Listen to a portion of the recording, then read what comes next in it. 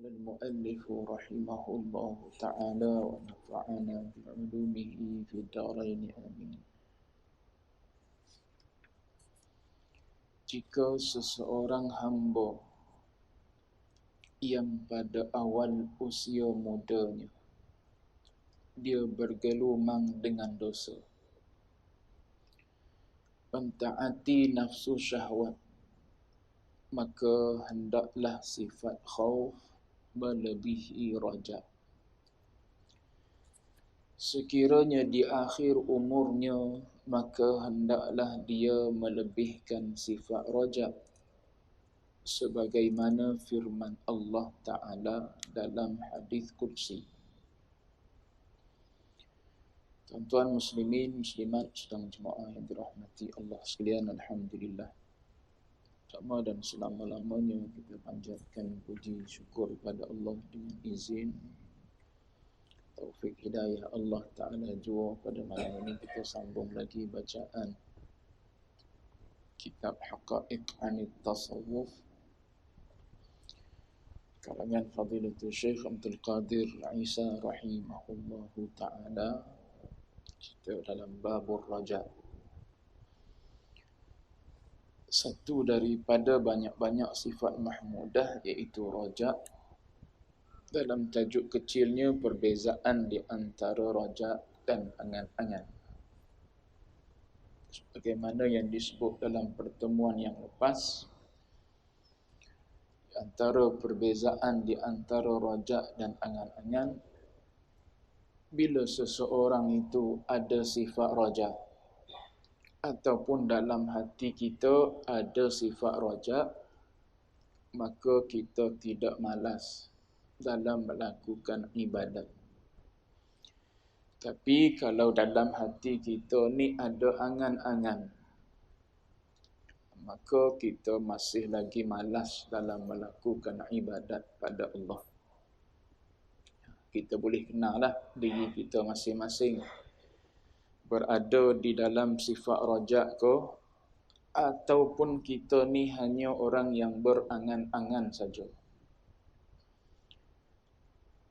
Jadi dia sebut satu situasi dalam petikan ini. Dia kata, jika seseorang hamba yang pada awal usia mudanya dia bergelumang dengan dosa, mentaati nafsu syahwat, maka hendaklah sifat khauf melebihi raja. Yang ini bercakap atas ghalib, atas kebiasaan. Kebiasaannya orang muda lah yang bergelumang dengan dosa. Tapi tak menafikan orang tua pun ada yang masih hanyut lagi dengan dosa.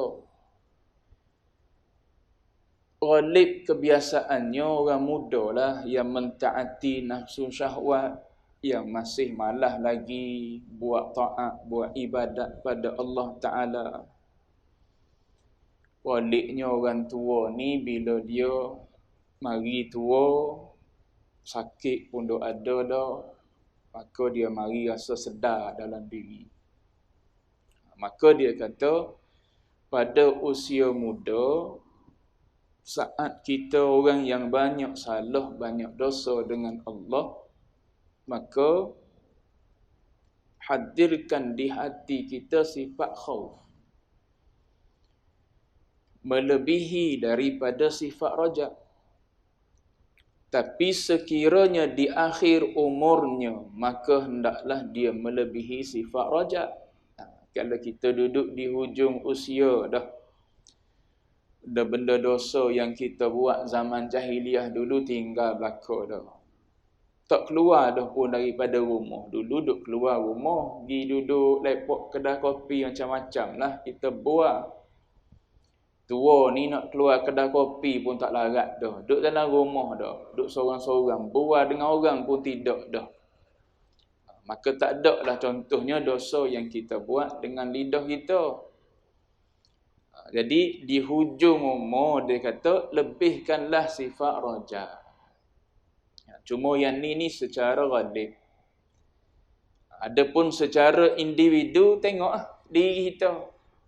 Kalau diri kita ni di usia mana sekalipun, muda lagi ke kita, pertengahan umur ke kita, ataupun di senja dah kita. Tapi diri kita ni sedap lagi duk buat dosa. Galik lagi buat dosa, buat maksiat. Taat ni pahit lagi. Tak sedap lagi. Tak mari lazat lagi dalam beribadat ni.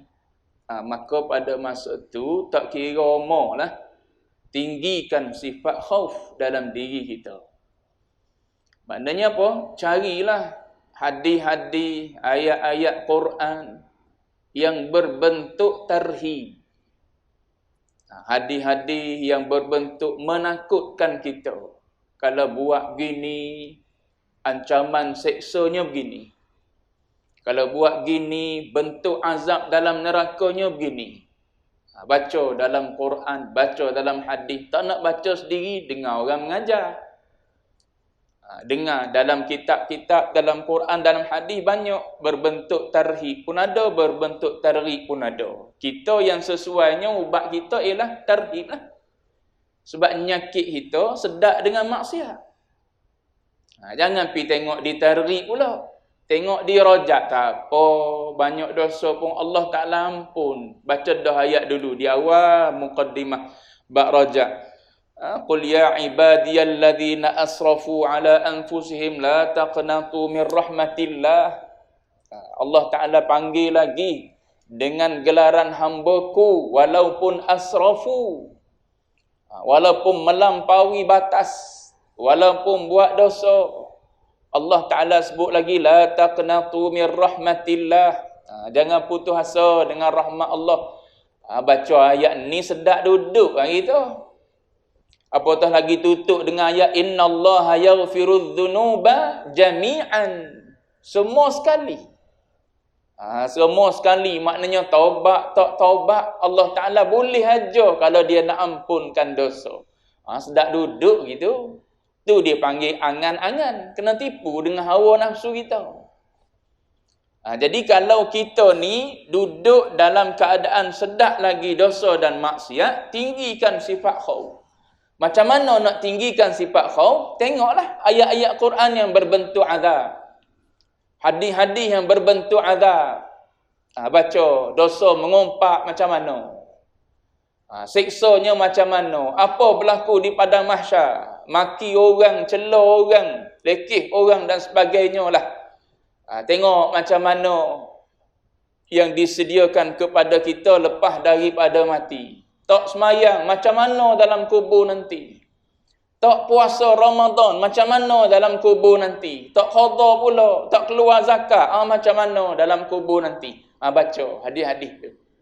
Dia marilah rasa gerung kepada Allah Ta'ala. Mari rasa takut pada Allah Ta'ala.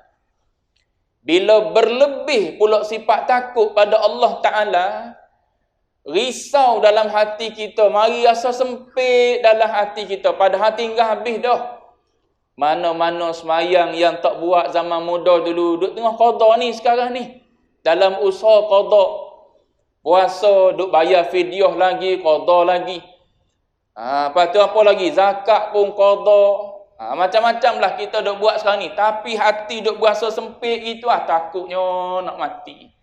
Takutnya nak balik ke akhirat dalam keadaan semayang banyak lagi, qada tak habis. Puasa tak ingat dah berapa tahun tak puasa. Awak mari sifat rajak pula.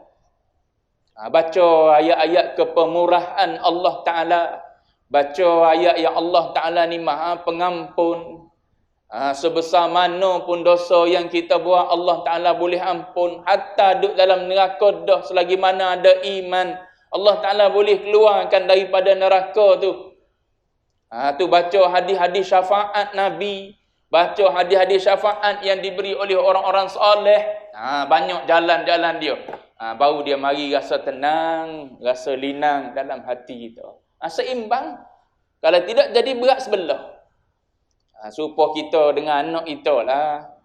Kadang-kadang kita dengan anak dalam rumah tangga tegas. Bak perlu tegas, kena tegas.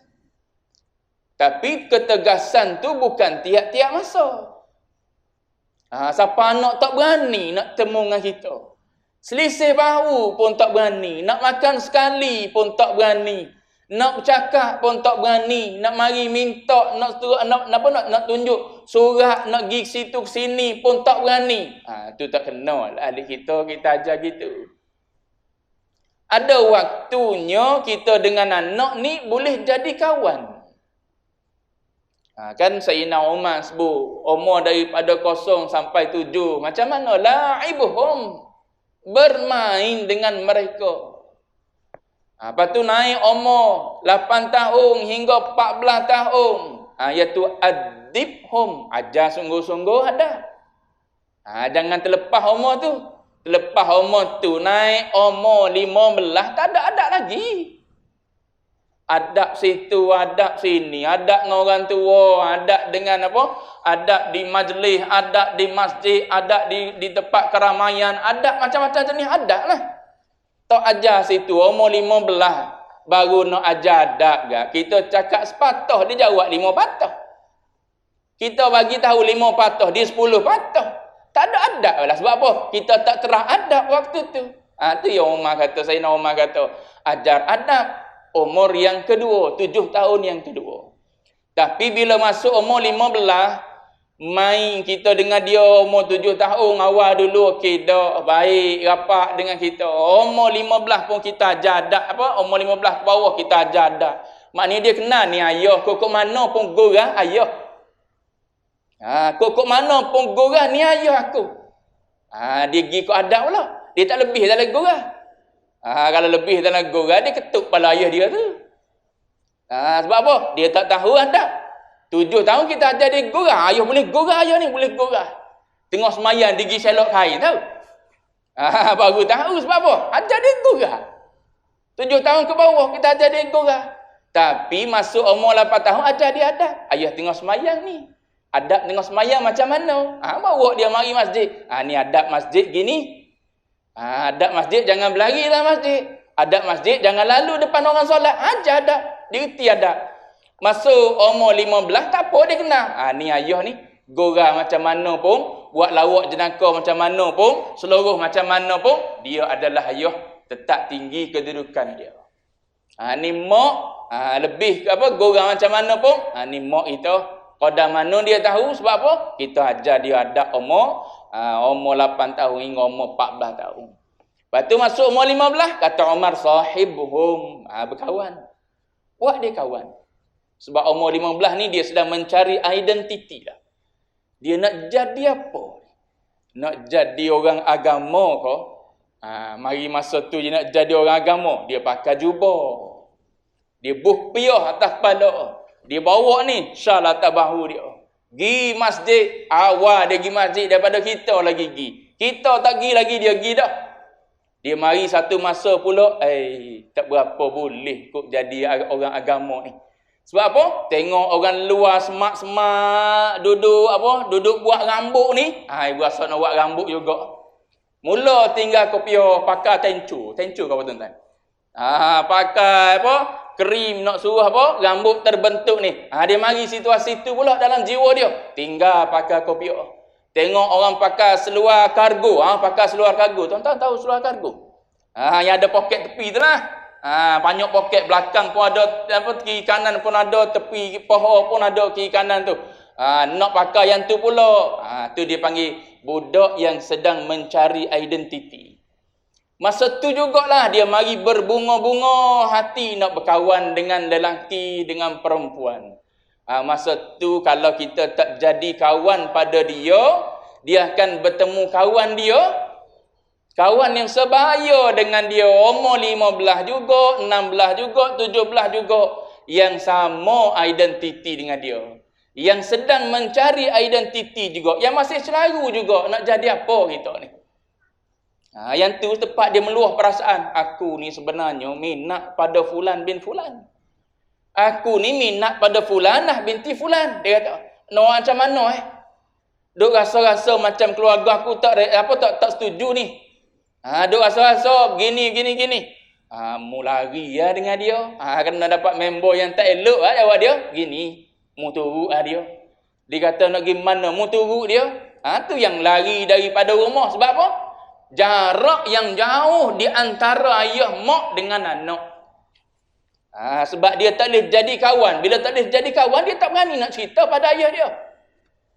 Mu ni spender pun aku beli lagi nak bercinta. Jawab dia dapat ayat tu Pakai tak cerita dah. Tak cerita lah pada kita. Cerita pada siapa? Cerita pada member di sekolah dia. Kalau kena member yang dia berkawan tu baik, betul nasihat. Tak kena member yang baik, jawab dia tak betul nasihat. Macam mana dia orang sama-sama penyakit? Kita yang tua ni sepatutnya orang yang sihat dah. Yang boleh bagi nasihat, yang boleh bagi panduan. Tapi dah tak rapat dengan kita. Sebab tu baginda Nabi SAW, tuan-tuan baca dalam sirah, ada anak muda yang boleh bagi tahu Nabi letak tangan dia atas bahu aku. Dan aku boleh rasa kepanasan ketiak baginda Nabi. Bukan kemasaman, kepanasan ketiak baginda Nabi. Bila Nabi letak tangan dia atas bahu. Tu berkawan. Nabi meletakkan diri dia yang maha tinggi itulah.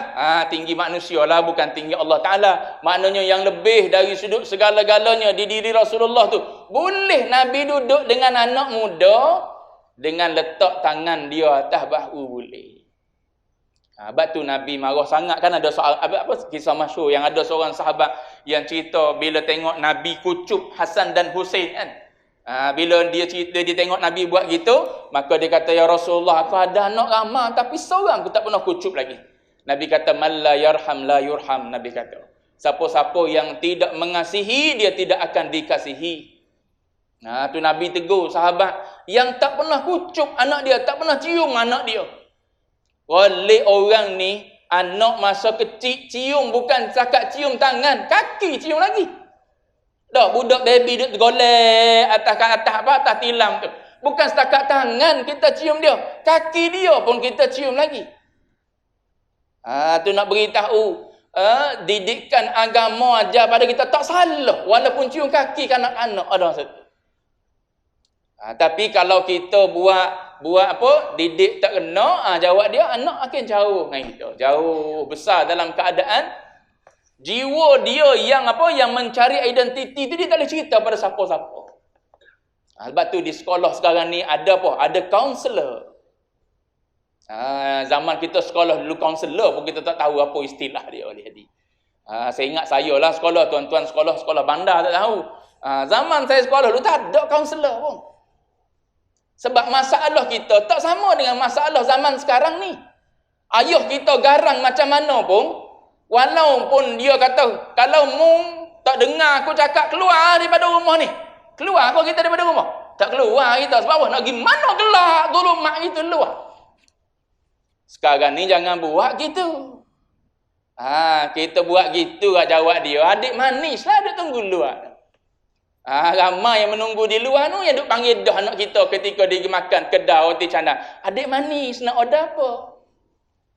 Jawab dia keluar dia daripada rumah. Serabut aku duduk dalam rumah. Dia keluar pun cerah luar. Boleh naik bas, naik LRT cerah 24 jam ada. Kita dulu tak boleh pergi mana. Marah-marah macam mana pun. Habis-habis masuk dalam bilik. Kurung dalam bilik sekejap. Nangis dalam bilik. Esok okey. Tu zaman kita dulu. Sebab tu Umar kata didik anak sesuai dengan zaman dia. Zaman dia mana? Ni zaman dia akan datang, ni zaman dia. Biar sesuai dengan zaman dia. Jangan sesuai ikut zaman kita. Zaman ayah kita dulu tak apalah, tak cakap dengan kita pun tak apa. Selisih pun takut kita. Jeling pun takut dah. Nak pergi minta. Kirim melalui mak. Mak nak duit ni kita RM10 ni. Nak pergi camp, nak pergi perkemahan, nak pergi itu. Tak pergi minta sendiri, tak berani. Kirim pada mak. Mak lagi cerita. Dapat RM10 suka. Borang gitu juga bawa balik, serah pada mak. Mak bawa pada ayah, tanda tangan. Tak cerita dengan ayah, tak apa sebab zaman tu. Zaman hari ni tak boleh buat gitu. Zaman hari ni banyak sangat media massa. Anak-anak kita terdedah dengan identiti tu, identiti ni. Budak tahfiz pun atas meja gambar Korea. Tu budak tahfiz, budak tak tahfiz. Yang sekolah harian lagi lah. Duk gi mari di sekolah. Gi sekolah, balik sekolah tu. Dunia luar. Budak tahfiz yang duduk di asrama tu pun boleh masuk gambar artis-artis Korea. Tak atas meja, terbuka oleh ustaz-ustaz boleh tengok. Minat orang Korea. Idola saya ustaz. Gitu. Tengok-tengok mak dia pun Korea juga. Ayah dia pun Korea juga. Tak ada arah lah. Baik. Cuma nak sebutnya contoh tadi.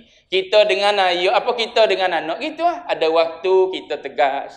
Ada waktu perlu kita berbaik-baik. Bermesra. Begitulah Allah Ta'ala.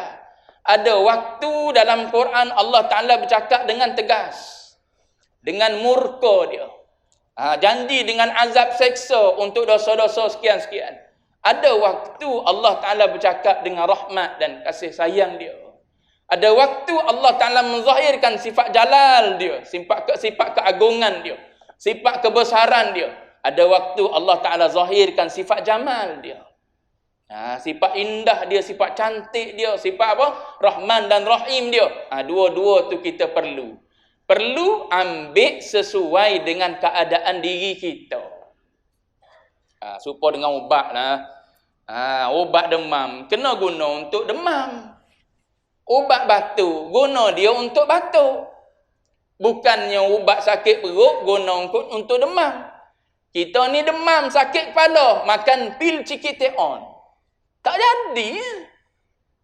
Yang cirit berik. Baru makan pil Cikiteon. Betul ke tidak tahu ni. Saya bukan reti ubat. Cuma nak sebut contoh. Kita cirit berik, betul lah ambil ubat tu. Begitulah ibaratnya. Kita ni orang yang jenis gemar buat maksiat. Nak tinggal tu berasa nyesal kalau tinggal. Kalau tinggal buah kosong, kalau tinggal buah tajuk-tajuk dosa, berasa nyesal kalau tinggal. Nyesal tak duduk sekali tadi ramai-ramai boleh buah tentang dia tu, tentang dia ni macam-macam lah. Perkataan-perkataan yang tak elok contohnya. Nyesal lagi tinggal maksiat. Jawab dia, kena banyak-banyakkan cari ayat-ayat yang mengancam diri kita. Biar hadir dalam hati kita sifat khauf. Tapi bila dah hilang dah penyakit buat dosa, buat maksiat, insaf, sedar dah, nak balik pada Allah Ta'ala dah, ghalibnya sini dia kata bila dah mari waktu tua, umur kita pun dah ada di hujung-hujung, maka pada masa tu banyakkan sifat roja. Macam kita pergi melawat orang sakit, nazak nak matilah. Jangan duk cerita bab neraka. Cerita bab neraka, sedihlah dia. Dia nak mati tengah nazak dah. Kita cerita pula bab neraka. Mu ni dulu tak semayang banyak, mu sempat qada duk cakap dengan orang yang nak mati gitu. Mu kalau tak qada gak neraka sakor lah. Neraka sakor lah untuk orang yang tak semayang ataupun yang tak qada semayang.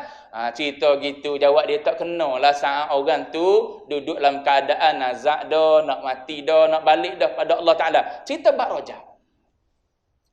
Jangan risau, Allah Ta'ala Maha Pengampun. Semua tu mati tu adalah satu proses perpindahan sahaja. Nak balik ke akhirat, cara dia ialah kena cabut roh.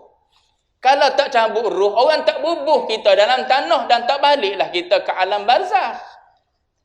Tak baliklah kita ke akhirat sebab perjalanan menuju akhirat gitu cara dia. Jadi nak berpindah tu kena lalu jalan tu. Tepat Allah Ta'ala sedia dah untuk orang-orang yang insaf, yang sedar. Insaf sedar tak semestinya duduk mulut istighfar. Bak taubat ngaji dah kan. Rukun taubat tak ada istighfar. Rukun taubat yang ada ini al-nadam. Menyesal. Nak menyesal. Cuma ghalibnya menyesal mari melalui istighfar. Sebab istighfar keluar mulut sebab sedar ada dosa. Kenapa istighfar keluar mulut kita? Sebab sedar ada dosa. Bukan kerana lantunan kebiasaan, tidak. Kerana berasa ada dosa. Sebab tu keluar mulut istighfar. Bila keluar mulut istighfar, tanda nak mari nadam, nak mari menyesal dalam hati kita. Menyesal itulah rukun taubat. Bila menyesal penuh dalam hati, goliknya melimpah keluar dia air mata. Keluar air mata menangis. Tu cakap dak. Sebab apa? Nak cakap pun tak larat dah. Nak gi dah. Nak cakap tak larat dah. Tapi air mata mengalir. Tak apa, insaf situ. Sebelum gharah-gharah, Allah Ta'ala ampunkan dosa. Tu nak cerita rojak. Waktu tu perlu kepada rojak. Biar seimbang. Baik, jadi dia kata sebagaimana firman Allah Ta'ala dalam hadis Qudsi. Kata Allah Ta'ala dalam hadis Qudsi, ana 'inda dhanni 'abdi bi. Aku di sisi sangkaan hambaku terhadapku. Baik. Begitu juga seperti mana sabda Rasulullah sallallahu alaihi wasallam di dalam hadis yang diriwayatkan oleh Jabir bin Abdullah. Supaya saya cerita orang yang dah meninggal. Orang yang dah meninggal kan. Selepas daripada semayang jenazah, area Lembah Kelang kan. Tuan-tuan lepas semayang jenazah, tuan-tuan akan kata apa? Serah kepada waris dak. Waris cakaplah sepatah dua. Waris pun beritahulah. Ni siapa, hubungan dia dengan si mati ni. Lepas tu, minta maafkanlah si mati ni kalau ada dia buat salah silap dulu. Lepas tu siapa-siapa yang ada berhutang, ada hutang si mati ni, ada hutang dengan dia, boleh berjumpa dengan saya lah, kita bincang macam mana. Cuma lepas tu kita akan kata apa kata-kata kita semua kepada si mati. Ma qaulukum fi hadzal mayyit. Apa yang kamu semua nak kata kepada mayat ni? Baik. Semua pakat jawab baik tu kan? Tu rajak tu. Haraplah dia jadi daripada kalangan orang baik. Walaupun kita tahu hidup dia waktu segar dulu macam mana. Tapi kita yang hidup ni pun dihajar mengharap pada Allah Ta'ala juga. Dia yang nak pergi tu lebih-lebih lagi lah. Nak mengharapkan rahmat, kasih sayang, maghfirah daripada Allah Ta'ala. Kita yang nak melepaskan dia pergi ni pun harap-haraplah hujung tadi. Sebelum dia aksiden, sebelum terlanggar, sebelum dia meninggal, sebelum keluar nyawa tu, dia sempat ingat Allah Ta'ala. Walaupun kadang-kadang aksiden tu berlaku berlaku sekelip mata je kan, macam yang kapal terbang di Elmina tu lah. Yang di Elmina tu kapal terbang kan hempak atas kereta tu. Sebab tu tak ada kereta atas jalan raya. Sebab dia terpelanting pergi masuk dalam kawasan hutan tu. Tu dalam rancangan apa itu? Majalah 3 kok sebut dalam TV tu. Bomba yang sampai pada masa tu tak jangka pun ada kereta. Tapi bila dia pergi tengok serpihan-serpihan, baru nampak ada kereta rupanya yang dihempak oleh kapal terbang. Tuan-tuan bayanglah. Orang tengah bawa kereta, galik-galik bawa kereta, tiba-tiba hempak mati tu. Tu, tak tahu tu. Mati dalam keadaan macam mana. Kita bawa kereta, duduk dengar lagu danduk kau boleh jadi. Galik dengan macam-macam lah kita tengah bawa kereta. Kita tak berasa benda tu, bahaya tu, kematian tu akan datang tiba-tiba. Cuma bagi kita yang walaupun kita tahu keadaan orang mati tu macam mana hidup dia, kita tetap diajar oleh agama berharap pada Allah Ta'ala. Apa yang kamu nak kata pada si mati ni? Baik. Ulang 3 kali pun kita akan kata baik. Tak ada seorang akan kata jahat, tak ada. Sebab apa? Kita mengharapkan. Sebab rahmat Allah Ta'ala ni terlalu luas. Yang kita duk baca dalam sejarah tu lah. Bunuh 99 orang. Bunuh 100 orang. Baru berhijrah dengan niat yang tulus, ikhlas. Nak tinggal perbuatan jahat. Mati tu pun malaikat berebut dah. Malaikat rahmat dengan malaikat azab. Akhirnya Allah Ta'ala serah pada malaikat rahmat. Ni kan maksiat, bukan bunuh 99 orang. Ni kan maksiat, bukan bunuh 100 orang. Maka rahmat Allah Ta'ala tu sangat-sangat luas untuk si mati tu. Kena letak gitu. Barulah kita bersangka baik dengan si mati. Alhamdulillah Allah Ta'ala matikan dia baik. Ni dia duduk tengok, tak perlu mayat ni. Tidak husnul khatimah lah. Pandai-pandai dia pergi buat hukum. Tak semestinya gitu. Aku tengok dia tadi tak ada sebut apa pun. Orang duk talqin je la ilaha illallah, tak ada sebut apa. Tak sebut pun tak apa sebab iman duk ada dah dalam dada kita. Cuma kita nak peringat biar dia pergi hujung tu dengan Allah. Dia tak sebut mulut tak apa. Jangan siapa. Poti sebut. Ayah sebut ayah. Selagi tak sebut, selagi tu duk talqin. Agama tak suruh gitu. Ajar di telinga dia biar dia dengar kalimah tu. Kalimah tu duk ada dah dalam hati kita.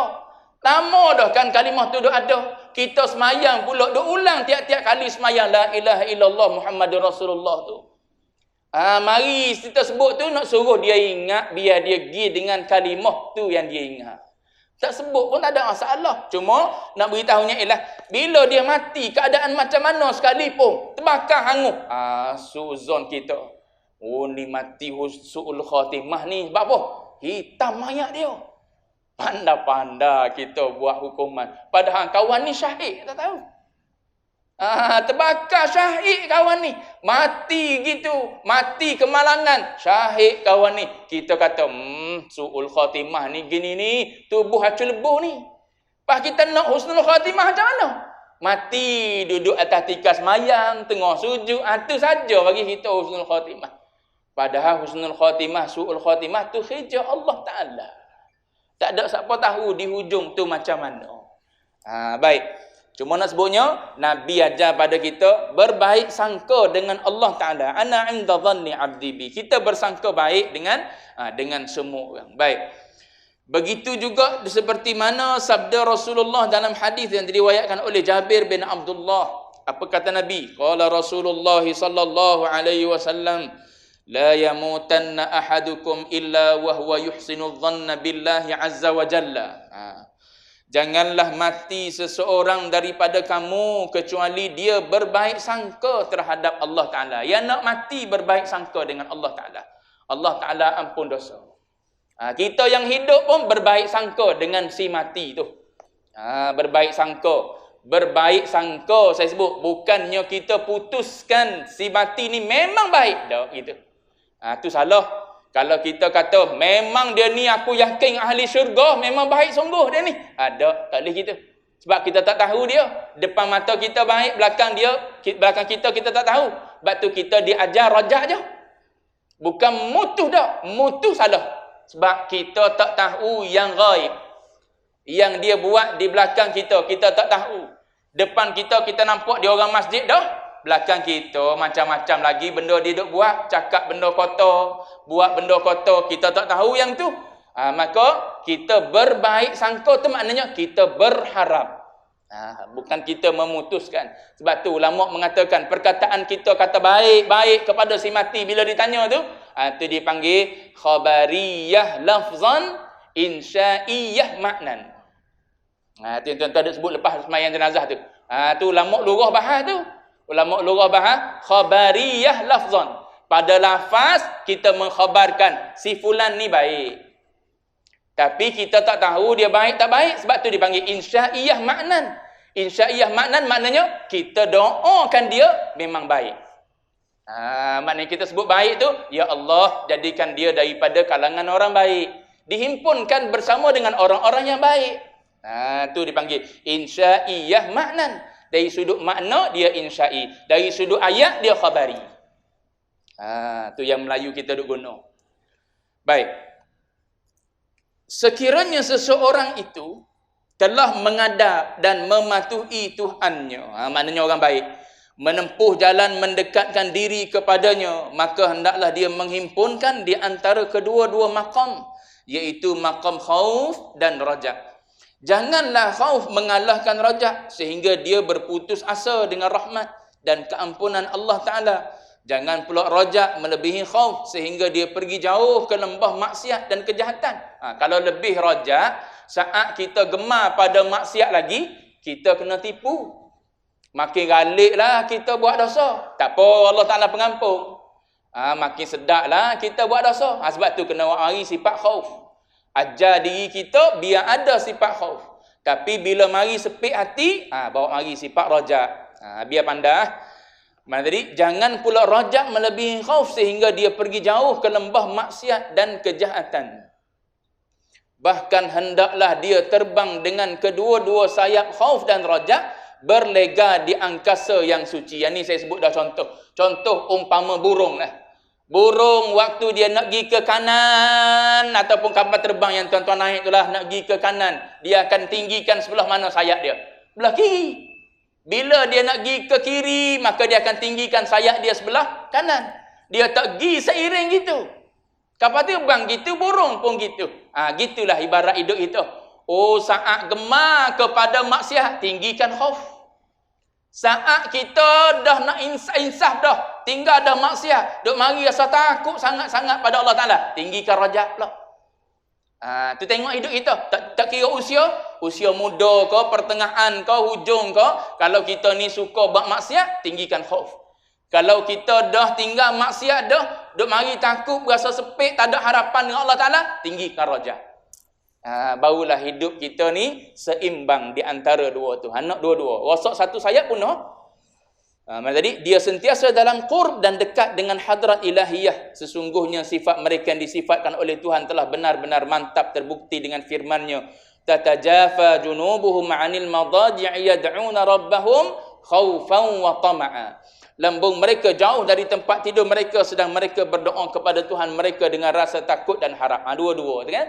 Dalam surah Sejadah tuan-tuan baca tu. Takut pun ada, rajak pun ada. Saya baca sikit lagi. Takut kepada neraka Allah dan tamak kepada syurganya. Takut jauh dengannya dan tamak kepada dekat kepada Allah. Takut tinggalkannya dan tamak terhadap redanya. Juga takut diputuskan hubungan dengan Allah serta tamak untuk sentiasa berhubung dengan Allah. Last sekali, martabat rajak. Tentunya orang yang berharap tidak berada pada satu martabat. Bahkan mereka berada pada martabat-martabat yang disebutkan oleh Ibnu Ajibah rahimahullahu ta'ala ketika beliau berkata, rajak orang awam ialah sebaik-baik tempat kembali dan memperolehi ganjaran pahala. Rajak khawas mencapai keredaan dan dekat dengan Allah. Sementara rajak khawasul khawas ialah tamkin, yakni teguh dalam syuhud, yakni menyaksikan Allah Ta'ala dengan mata hati, serta bertambah peningkatan terhadap rahsia-rahsia Allah yang merupakan rajak yang merupakan raja yang disembah, yakni Allah Ta'ala yang disembah. Habis itu sifat rajak. Akan datang sifat mahmudah yang baru, iaitu as-sidqu, jujur dan benar kita dengan Allah Ta'ala. Wallahu a'lam wa ilmuhul